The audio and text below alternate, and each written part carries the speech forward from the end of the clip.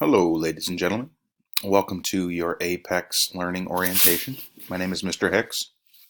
I'm going to make a series of short videos here to kind of show us how to navigate through the Apex Learning System. So first thing I want to point out is the website you're going to go to is apexvs, as in virtualschools.com. You'll see here there's a spot for a username, which you will get from your coach or teacher, and there's a spot for a password. The password they're going to give you is a temporary password, and you will put that in, and you will make a permanent password and answer security questions. So in this instance, I've got a fake student account, and let's see here. I'm going to log in here and show you what it kind of looks like. Your dashboard is your landing page for Apex, and I'm just going to point out a couple things. If you ever want to get back to your dashboard, in the top left here you'll see there's Apex Learning. If you just click that, it always will revert you back to your dashboard. If you ever wonder who teaches your courses, you just roll your mouse over the courses. So for instance, if you're in chemistry, you'll roll your mouse over the course. And you'll notice here that Miss Murray is going to be your chemistry teacher. She teaches all the science courses.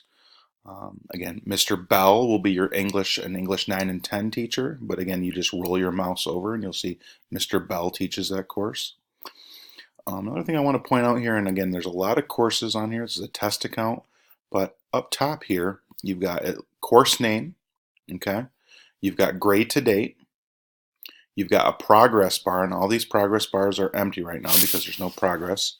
And it's pretty self-explanatory. Red would be you're very behind. Yellow bar would indicate that you're slightly behind, probably 5 or more assignments.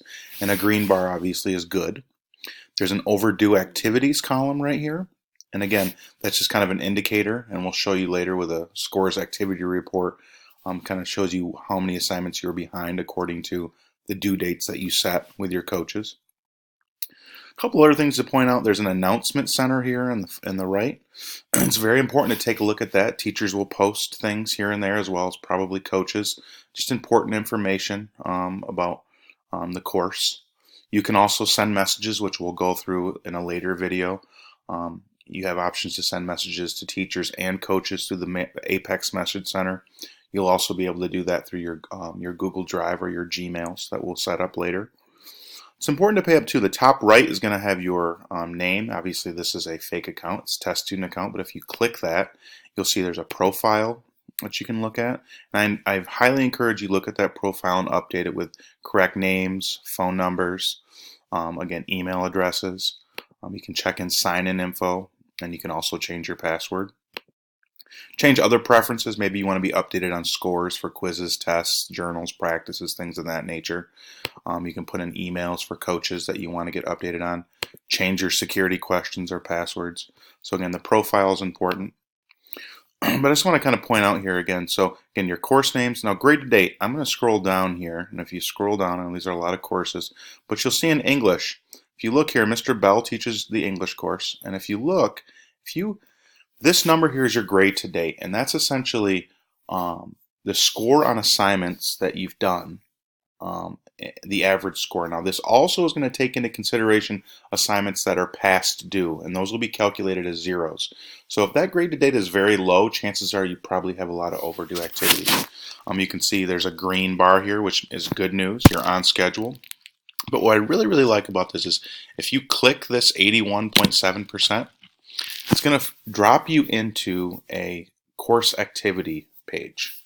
Okay, and there's no due dates here, and in the next video I'll add due dates. But again, there'll be a due date column. It also lists every activity in the course you can see.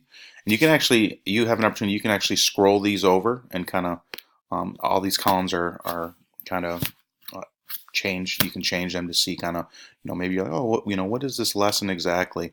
You can kind of look from that standpoint.